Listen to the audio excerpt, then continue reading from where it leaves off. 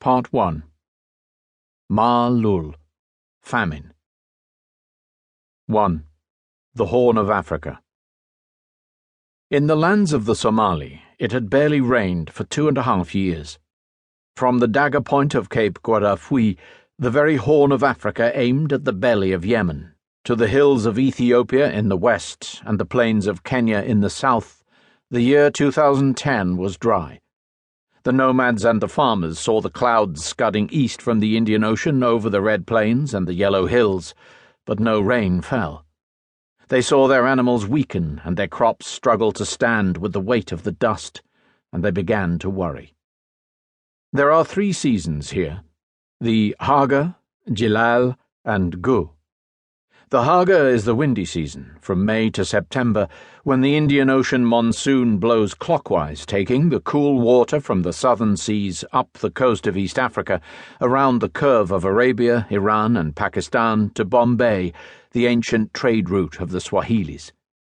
Since at least 1000 BC, the dhows have sailed east in March, returning in September, riding the anti-clockwise currents that take the now warm water south again.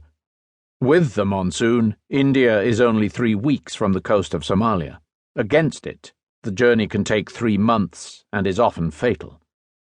Thousands of miles from the coastal ports of Bosaso, Mogadishu, and Kismayo, trade in the interior of the Horn of Africa still keeps time with these natural rhythms.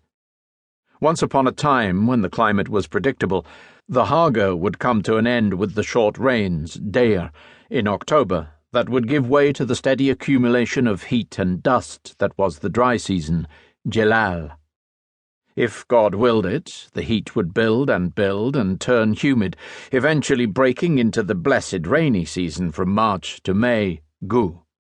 Then the thorn trees would spring immediately into a luminous green. Overnight, the sand would grow a light fuzz of grass. The camels and goats of the nomads would turn fat. Sometimes the Gu didn't come. Then the heat that built and built had nowhere to go. When the Haga arrived again, it swirled the desiccated sand into little twisters that had a life of their own, getting into everything. The skin on the animals shrank, and the nomads watched the sky, full of fear of the Abar, drought. Sometimes the Gu failed for more than 1 year, and that usually spelled trouble. In a part of the world where man's struggle with nature for survival is so finely balanced, famine and war have always gone together. Now the Gu had failed for 2 years in a row, and the short rains were perilously late. Under a hardening sky, the people grew uneasy. In the countryside, the land had nothing to give, and so the inhabitants had nothing to offer their rulers in tithes or taxes. Across most of south-central Somalia, the rulers were the Islamic extremist group Al-Shabaab. It needed all the taxes it could get to fund its massive war, to drive what it saw as an infidel government backed by the United Nations out of Mogadishu and into the sea. Militias press-ganged truckloads of men away from the farms and forced them to the battlefield, and they took the meagre harvest as zakat, a contribution to their holy war, and the people went hungry. To make matters worse, Al-Shabaab had banned all food aid that bore the U.S. logo and ejected the World Food Programme from its territory. At the same time, the U.S. Office of Foreign Assets Control put sanctions on Al-Shabaab. This meant jail sentences for aid agencies that paid the militants for humanitarian access, which, after 20 years of war, was the norm for delivering aid in Somalia. And the few aid ships that did sail risked the infamous pirates.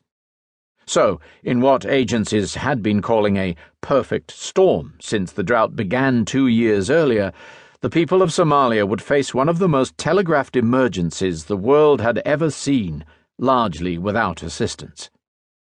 In the city, the Battle of Mogadishu, as Al-Shabaab's offensive was known, intensified street by street with trenches, snipers, and indiscriminate shelling. The militants' war effort drew all the men, resources, and even children into the fight, just as the twisters of the eternal Jilal sucked the dust of the hard-baked plain into the air and lent everything a brown tinge.